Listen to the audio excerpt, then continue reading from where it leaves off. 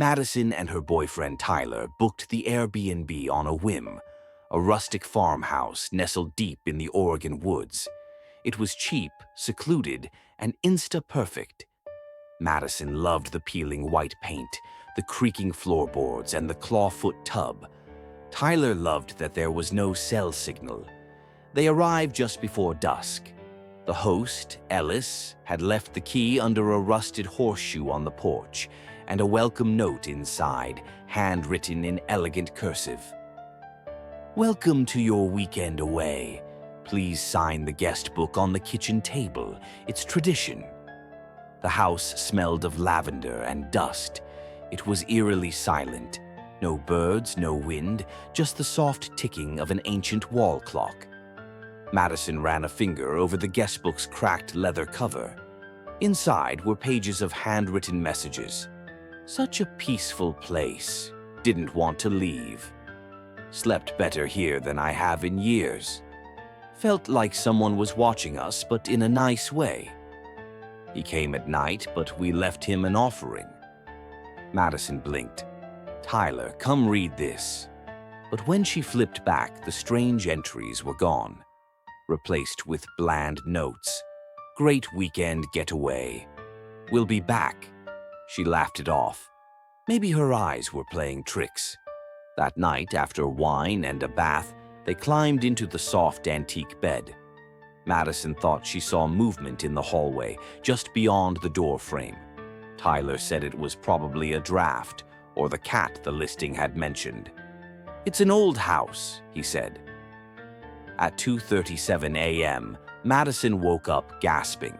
She'd been dreaming of the guest book, pages turning on their own. A hand, pale, thin, writing new names. She sat up and heard something. Not wind, not creaking. Writing. The soft scratch of pen on paper. She grabbed Tyler's arm. "Do you hear that?" They crept down the stairs, breath held, the sound growing louder. In the kitchen, the guest book lay open on the table, pen floating an inch above the page, moving on its own. Scritch, scritch. As they watched, their names appeared. Tyler Lane, Madison Kemp. Dates stayed. October 13th to the departure date was unfinished.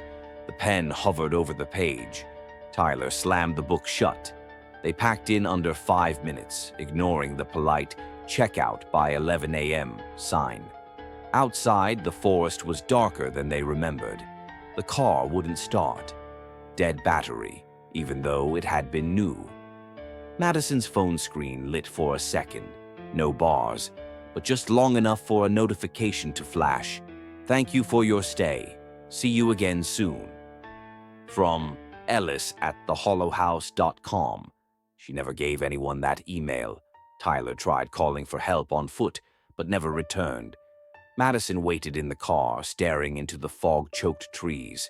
No birds, no wind, just the house behind her, still, like it was waiting.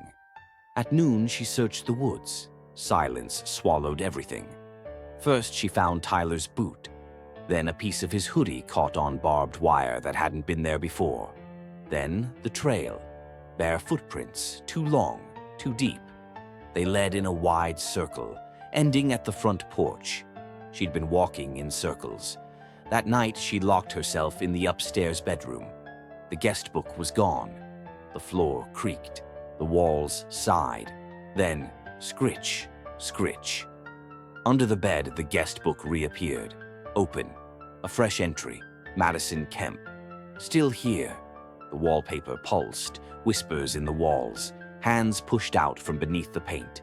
She ran, but the door jammed, the window nailed shut. Footsteps creaked upstairs. Someone was with her. In the mirror, her reflection moved on its own, smiling.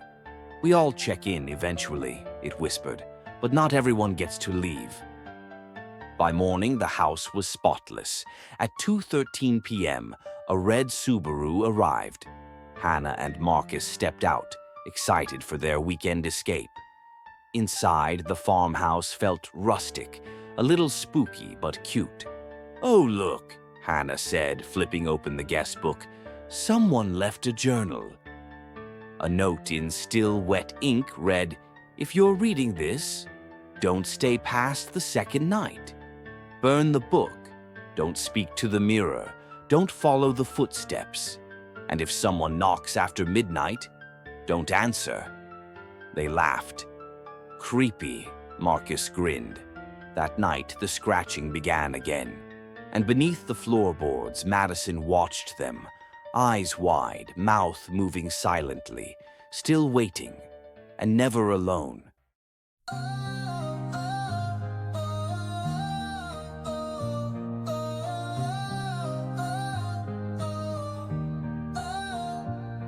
When the night gets bright and the stars align, we stir up dreams in cosmic time. A little stardust, a little tune, you're mixing it with the moon.